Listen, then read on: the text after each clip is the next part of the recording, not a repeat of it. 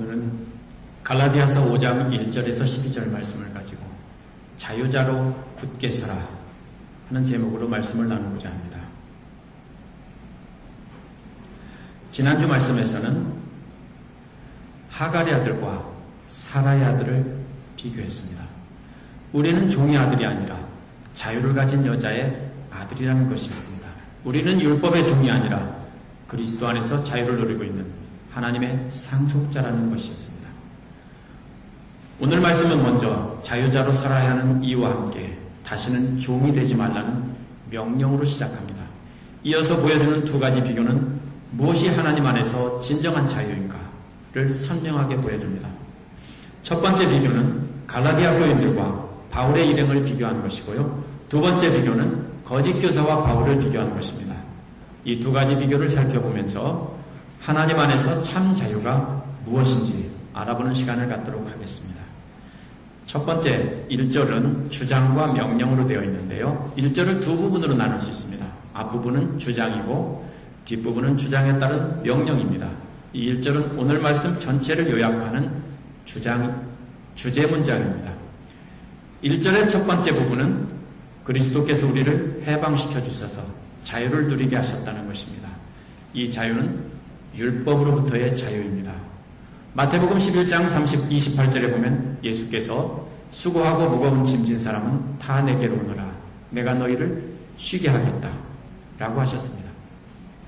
율법에 짓눌려 살던 사람들에게 자유를 선포하신 것입니다. 예수께 나오면 그 짐을 벗고 쉬게 해주겠다는 것입니다. 이어서 1절의 두 번째 부분은 명령으로 되어 있는데 이 명령은 사실 두 가지로 되어 있습니다. 하나는 굳게 서라이고 다른 하나는 종의 멍에를 매지 말라는 것입니다. 굳게 서라는 말은 종이 아닌 자유자로 프리드맨으로 굳게 서라는 것입니다. 이는 하나님과의 관계가 바로 성립되어야 함을 나타내는 것입니다. 하나님과의 관계가 주인과 종이 되어서는 안 됩니다. 하나님과의 관계는 아버지와 아들이 되어야 한다는 것입니다. 왜냐하면 그리스도의 대속의 죽음의 결과 우리는 율법의 저주에서 벗어났기 때문입니다. 종의 멍에를 벗었습니다. 그래서 자녀가 된 것이기 때문입니다. 하지만 이 자유는 오해하면 안 됩니다. 우리 마음대로 사는 것이 아닙니다. 하나님 마음대로 살아야 한다는 겁니다. 멍에를 맨다는 말은요, 황소가 무거운 짐을 맨 모습을 나타내는 말입니다. 이 무거운 멍에는 율법과 할례를 가리킵니다. 다시는 무거운 멍에를 매지 말라는 것은 율법을 잘 지킴으로 하나님의 자녀가 된다고 생각하면 안 된다라는 겁니다. 바울은 자유자로 굳게 서기를 바라며 두 가지 비교들을 제시하고 있습니다. 첫 번째는 너희와 우리의 비교입니다. 율법을 따르는 갈라디아 성도들을 너희라고 불렀고요. 바울 일행과 그리스도를 따르는 사람들을 우리라고 불렀습니다. 2절에서부터 4절까지 이 세 절은 점점 강도를 높여가면서 이것을 한국말 문법에서는 점층법이라고 합니다. 그리고 잘못된 길로 가고 있는 것을 책망하고 있습니다. 2절에서는 너희가 할례를 받는다면 그리스도는 너희에게 아무런 유익이 없다는 것이고요. 3절에서는 할례 받는 사람은 율법을 모두 다 지켜야 된다는 겁니다. 이게 뭡니까? 일종의 협박입니다. 할례를 받는 사람은 율법 전체를 다 지켜야 돼. 그 많은 율법 다 지킬 수 있어? 이런 말입니다. 아무도 그 많은 율법을 지킬 수가 없기 때문에 그래서 결국은 율법의 노예가 될 수밖에 없다는 것입니다. 4절은 두 가지 저주를 표현하고 있습니다. 하나는 그리스도로부터 분리될 것이다. 두 번째로는 은혜에서 떨어져 나갈 것이다. 결국 두 가지는 같은 말입니다. 죄사함의 선물이 사라지고 대신에 저주를 받는다는 뜻입니다. 율법주의자들의 주장은 오늘 본문에 나와 있지는 않습니다. 하지만 이들의 주장이 사도행전 15장 5절에 나옵니다. 그 내용은 이방인도 반드시 할례를 받고 모세의 율법에 순종해야 한다는 것입니다. 이것은 바리새인 출신들의 신자들이 한 말인데요. 그들은 그리스도를 믿는 믿음으로는 부족하다. 조금 부족하니까 할례와 율법을 순종하는 것이 그 믿음에 반드시 추가되어야 된다. 이들이 저들이 한 말입니다. 오늘날도 이런 분들이 자주 있습니다. 그러나 이건 성경을 분명히 오해한 것입니다. 여러분이 예수를 믿는 것만으로는 조금 부족하니까 하나님 말씀을 잘 지킴으로 완성되는 것이다. 이렇게 말하면 성경을 뒤집어 놓는 겁니다. 예수님 말씀하신 것을 엎어놓는 겁니다.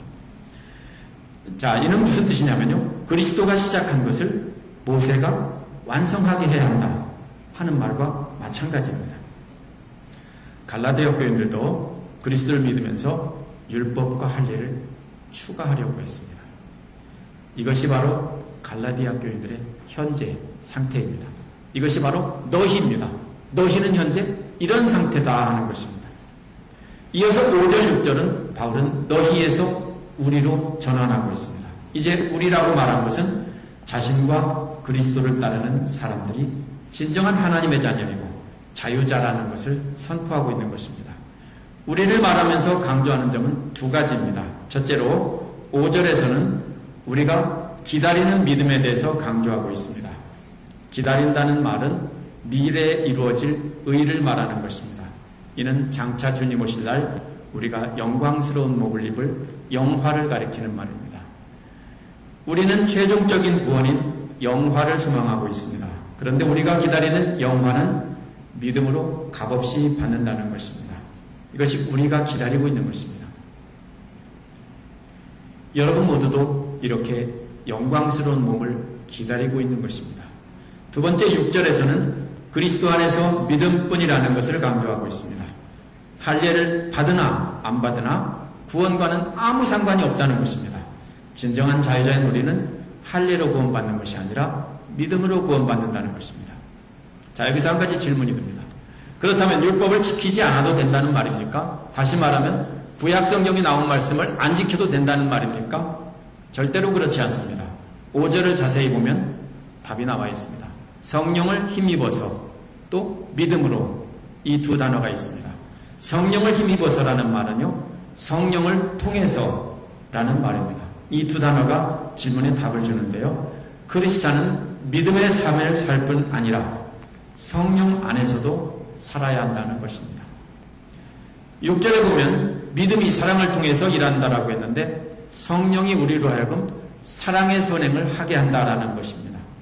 우리 안에 성령이 거하시기 때문에 이제는 자발적으로 사랑의 선행을 하게 된다는 것입니다. 전에는 두려워서 노예로서 죽을까봐 벌받을까봐 두려워서 벌벌 떨면서 했는데 이제는 우리 안에 거하는 성령이 우리에게 사랑을 행하게 한다는 것입니다. 이거를 갖다가 믿음의 선행을 덧붙여야만 우리가 구원받는다라고 오해하면 잘못된 것입니다. 너희와 우리의 차이가 뭡니까? 너희는 율법을 잘 지키고 선행을 많이 하는 사람입니까? 또 우리는 율법을 무시하는 사람입니까? 그렇지 않습니다. 너희는 그리스도만 가지고는 안 되고 율법을 추가해야 한다는 사람입니다.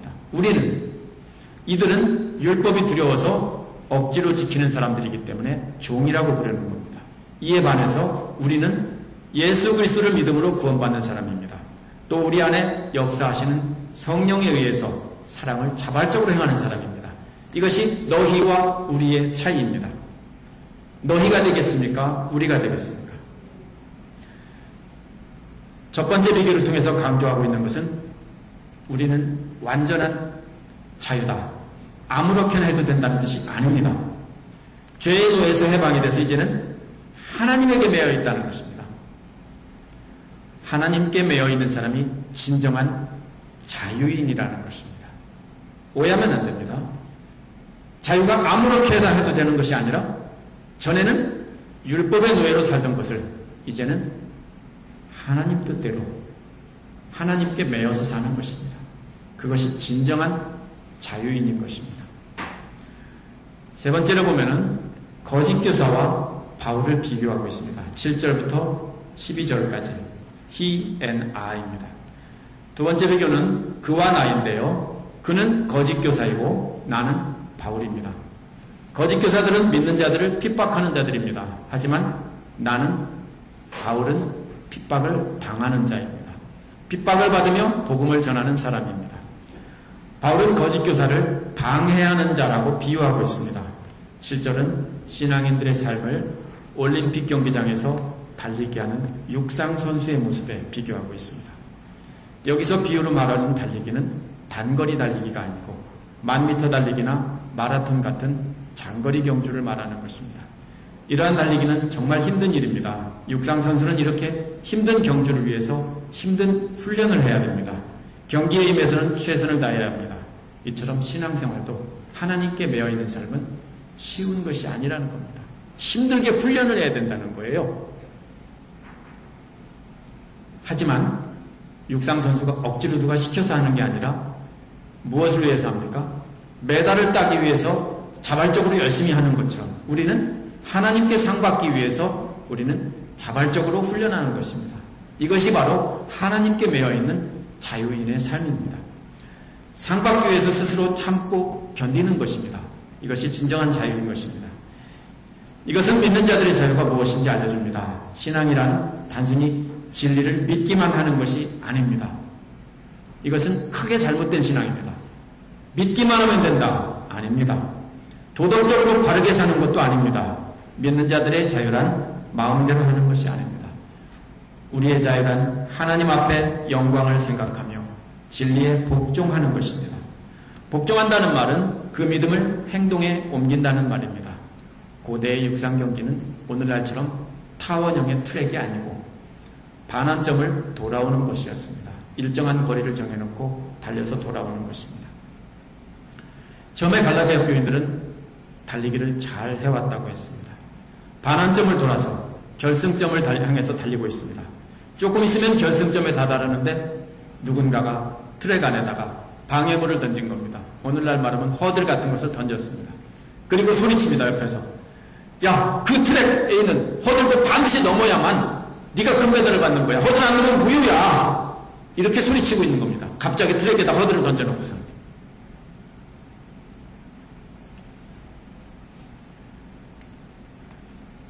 그런데 저들이 던진 장애물은 거짓 교사들이 던진 거짓 가르침입니다. 믿음으로 달리는 경주에 율법이라는 장애물을 던진 겁니다. 던진 목적이 뭡니까? 상 받지 못하게 막으려는 겁니다. 하나님 앞에 가서 상 받지 못하게 막으려는 거예요. 왜요? 그 수많은 율법의 규정을 다 지킬 수 있는 사람 아무도 없습니다. 결국 그 율법을 지키려고 애를 쓰다가 하나님 뜻대로 살지도 못하고 그냥 마는 것입니다. 이것은 뭡니까? 하나님으로부터 온 것이 아니고 주최 측에서 제공한 장애물이 아니고 누군가가 집어넣은 겁니다. 바울은 이러한 비유에 의해서 이어서 거짓 가르침의 유래와 효과와 결과를 순서대로 설명하고 있습니다. 첫 번째 거짓 가르침이 어디서 왔는지 그 유래를 8절에서 말하고 있습니다. 우리 8절을 한번 읽어보겠습니다. 그런 꾀문 여러분을 부르신 분에게서 나온 것이 아닙니다. 여러분을 부르신 분이 누굽니까? 하나님을 말하는 겁니다. 그들이 세워놓은 장애물은 대회의 주최 측인 하나님에게서 온 것이 아니라는 뜻입니다. 무슨 뜻입니까? 대회 주최 측에서 놓은 장애물이 아니면은 힘들어 넘어봐야 아무 쓸모 없습니다. 그거 넘다가 금메달을 어떻게 합니까? 놓치고 맙니다. 단지 상 맞지 못하게 막으려는 수작에 불과합니다. 거짓 가르침의 유래를 설명한 뒤에 효과를 9절에서 말하고 있는데요. 9절 한번 보겠습니다. 적은 누룩이 반죽 전체를 부풀게 합니다. 하나님께로부터 오지 않은 거짓 가르침이 갈라디아 교회에 점점 퍼져나고 있는 모습을 누룩이 퍼지는 것에 비유했습니다. 이러한 표현이 똑같은 게 전에 고린도전서 5장 6절에서 봤습니다. 고린도전서 5장 6절에서는 죄가 점점 퍼져나가는 것을 말했는데 오늘 이 말씀은 뭡니까? 거짓 가르침이 점점 퍼져나가는 것을 비유했습니다. 비유의 대상은 다르지만 그리고 있는 모습은 똑같습니다. 뭡니까? 자신도 모르게 조금씩 퍼져나가고 있는 것입니다. 이런 잘못된 가르침을 구약 성경에 있는 말씀대로 그대로 잘 지키지 않으면 아무도 구원 못 받아. 이런 식으로 말을 해서 구원받지 못하게 막고 있습니다. 오늘날도. 이러한 잘못된 가르침이 자기도 모르게 점점 퍼집니다. 그래서 뭡니까? 구원받지 못하게 합니다. 이어서 10절에서 바울은 거짓 가르침의 결과를 설명합니다. 10절 함께 보겠습니다. 나는 여러분이 다른 생각을 조금도 품지 않으리라는 것을 주님 안에서 확신합니다. 그러나 여러분을 교란시키는 사람은 누구든지 심판을 받을 것입니다. 10절의 핵심은 뭡니까? 교란시키는 사람은 심판을 받을 것이다 하는 겁니다. 바울은 이것을 100% 확신한다는 것입니다. 교란시킨다는 말로 번역된 말은 흙탕물이 가라앉아서 깨끗하게 보이는 물을 다시 막대기를 젓고 몇 번 휘저어 놓는 것을 말합니다. 그런데 이와 비슷한 표현이 12절에 또 나옵니다. 12절에 선동하는 사람이라는 말은 물을 강하게 소용돌이치게 한다는 말입니다. 자, 살짝 저어서 흙탕물을 일으키는 사람과 12절에서는 강하게 저어서 아주 소용돌이가 일어나게 만드는 것과 비교하고 있는 것입니다. 자, 교란시키는 것이 막대기로 몇 번 젓는 것이라면 선동하는 것은 믹서로 그냥 최고 속도로 놓고 돌리는 겁니다. 하나님의 교회를 살짝 휘저어 놓아도 하나님 앞에 심판을 받는다고 했는데 믹서로 돌려가지고 심한 소용돌이를 일으키는 사람들은 차라리 그 지체를 잘라버리는 게 좋겠다. 이렇게 말하는 겁니다. 그 지체가 뭔지 아십니까? 그 지체를 잘라버리면 좋겠다. 짐작하실 수 있을 겁니다. 지체를 잘라버린다는 말은 원래 거세한다는 말로 쓰인 뜻이었습니다. NIV에도 거세한다는 뜻으로 번역되어 있습니다. 다른 번역에서는 조금 부드럽게 단지 잘라낸다라고 번역했습니다. 하지만 아무리 부드럽게 번역해도 몸의 중요한 부분을 잘라낸다는 것은 벗어날 수 없습니다. 그 뜻은. 자, 좀 부드럽게 표현한 겁니다. 어째서 이렇게 심한 말을 했을까요? 바울이 욕하는 겁니까? 이를 갈며 복수하려고 하는 겁니까? 바울은 하나님의 사람들과 하나님의 복음에 대한 깊은 사랑을 품고 있는 것입니다. 갈라디아 성도들을 너무 사랑하기 때문에 한 말입니다. 사랑하는 성도들에게 절대로 멸망의 길로 가면 안 된다. 절대로 사람들을 멸망시키게 휘저어놔서 소용돌이를 일으켜서는 안 된다는 겁니다. 그러면은 차라리 할례를 하는 게 아니라 차라리 다 잘라버려라. 이런 말입니다. 이 표현을 정확하게 이해하기 위해서 11절을 봐야 됩니다. 11절은 거짓 교사와 비교하기 위해서 자신의 이야기를 하고 있습니다. 함께 11절을 보겠습니다. 형제자매 여러분, 내가 아직도 할례를 전한다면 어찌하여 아직도 박해를 받겠습니까? 그렇다면 십자가의 거리낌은 없어졌을 것입니다. 아직도 할례를 전한다면 이라는 말은 갈라디아 교인들이 바울에게 한 말을 근거로 한 것입니다. 거짓 교사들이 바울을 팔았을 겁니다. 바울이 전에는 자신들과 마찬가지로 율법을 목숨 걸고 지켰던 사람이다. 저들은 아마 바울도 자신들처럼 실제로는 율법을 옹호하고 있는 것인데 그리스도를 믿어야 구원받는다고 했지만 바울 자신도 율법을 지키는 사람이고 율법을 꼭 지켜야만 된다고 생각하고 있는데 그것을 말을 안 했을 뿐이다. 이렇게 바울의 이름을 팔았을 거예요. 자, 이에 대해서 바울이 대답한 것이 바로 11절입니다. 만약에 내가 그렇게 지금도 할례를 전하고 있다면 내가 핍박받을 리가 없다라는 것입니다.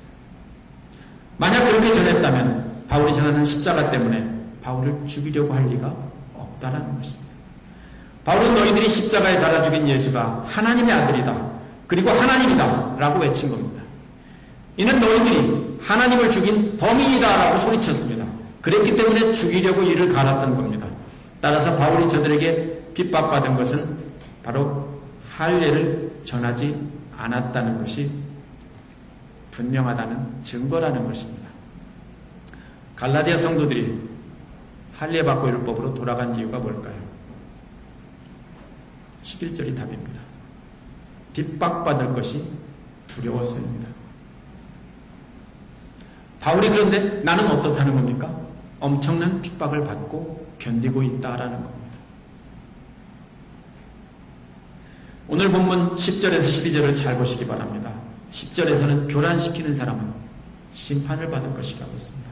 12절에서는 선동하는 사람은 사정없이 휘저어놓는 사람은 거세를 하는 것이 좋겠다고 했습니다.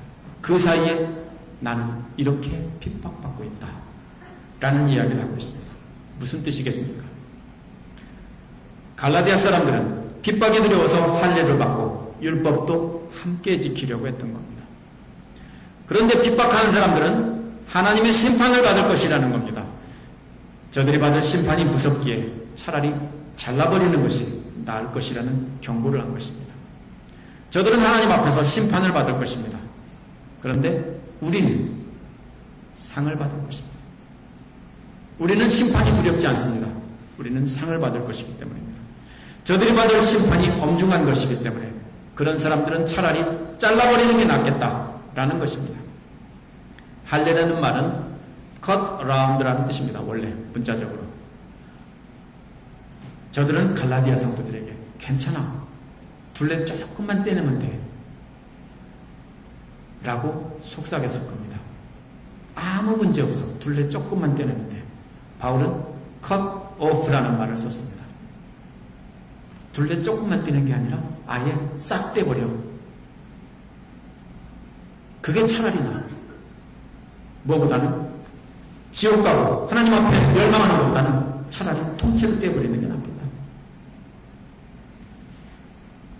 아직도 생식기에 포피를 잘라내는 것에 집착해서 교회를 혼란스럽게 하고 있다면 그런 사람은 누구든지 아예 잘라버리기를 바란다 라는 것입니다. 거세하라는 말에 대해서 유대인들과 이방인들은 서로 다른 생각을 했을 겁니다. 갈라디아는 소아시아 지역에 있는 곳입니다. 갈라디아 지역의 이방인들이 섬기던 여신인 키벌리라는 여신이 있는데 그 여신의 제사장이 바로 이 거세한 사람입니다. 제사장들은 거세를 해야만 제사장이 될 수 있습니다. 키벌리의 제사장들이 떠올렸을 겁니다. 할례 받고 율법을 지키려면 차라리 거세하고 키벌리의 제사장이 되는 것이 낫지 않겠느냐. 저들은 자기들이 전에 섬기던 신을 떠올렸을 거고 신을 섬기는 사람들을 떠올렸을 겁니다. 유대인들에게는 어떤 뜻으로 다가갔을까요? 신명기 23장 1절에 나옵니다. 고환이 터졌거나 음경이 잘린 사람은 주님의 총회의 회원이 되지 못합니다 라고 쓰고 있습니다. 유대인들은 이 말을 딱 들을 때 뭐라고 합니까? 하나님의 공동체의 일원이 될 수 없구나라는 그림을 떠올렸을 겁니다. 유대인 쪽으로 해석하든 이방인 쪽으로 해석하든 상관없이 둘 다 뭡니까? 하나님의 공동체의 구성원이 될 수 없다라는 것입니다. 율법을 통해서는. 이것을 뭡니까? 거세하는 동영상으로 그림처럼 보여주면서 뭐 하려는 겁니까? 절대 하지 말라는 강력한 그런 경고를 보여주고 있는 것입니다. 여기서 바울이 비교하고 있는 것은 교회를 어지럽힌 사람과 바울 자신입니다. 교회를 어지럽힌 사람들은 핍박을 피하기 위해서 적당히 타협하는 게 좋지 않냐. 너희들 십자가의 그리스도도 믿고 거기다가 할례만 잠깐 받아서 율법을 같이 더 지키면 좋지 않느냐. 그러면 싸울 일도 없고 핍박받을 일도 없지 않느냐라고 말하는 것입니다. 이를 통해서 그리스도의 십자가를 무효화시키려는 전략입니다. 그래서 바울의 두 번째 비교의 강조점은 핍박이 하나님께 매인 진정한 증거이니까 피하지 말라는 겁니다. 하나님께 매인 진정한 자유자는 핍박을 받을 거라는 겁니다. 그러나 피하지 말라는 겁니다. 그게 두려워서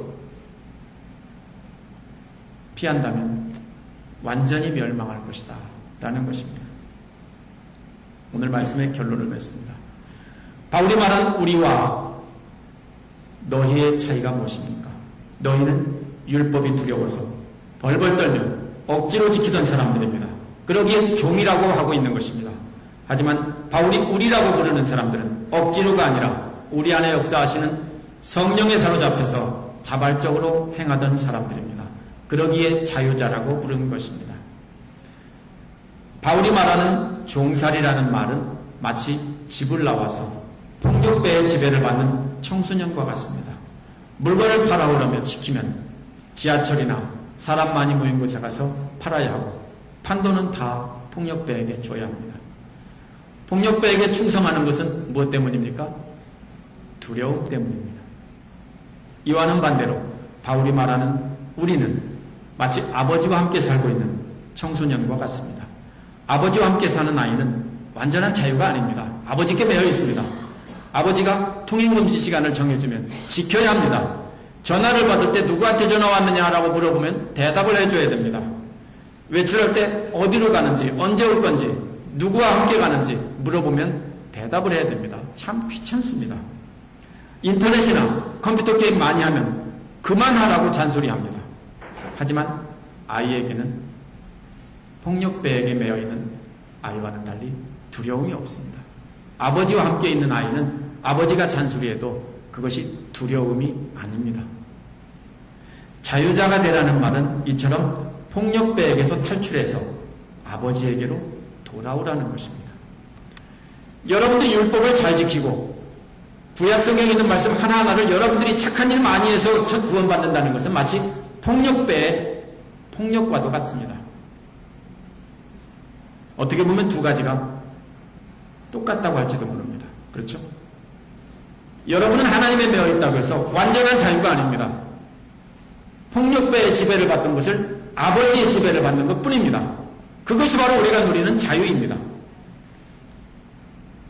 이제는 아들로서 기쁨으로 아버지께 매인다는 것입니다. 우리 안에 거하시는 성령님의 인도하심을 따라 산다는 것입니다.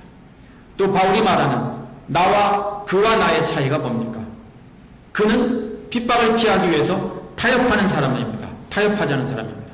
나는 핍박받는 것이 바로 십자가의 복음을 전하는 자의 증거라며 정면으로 충돌하는 사람입니다.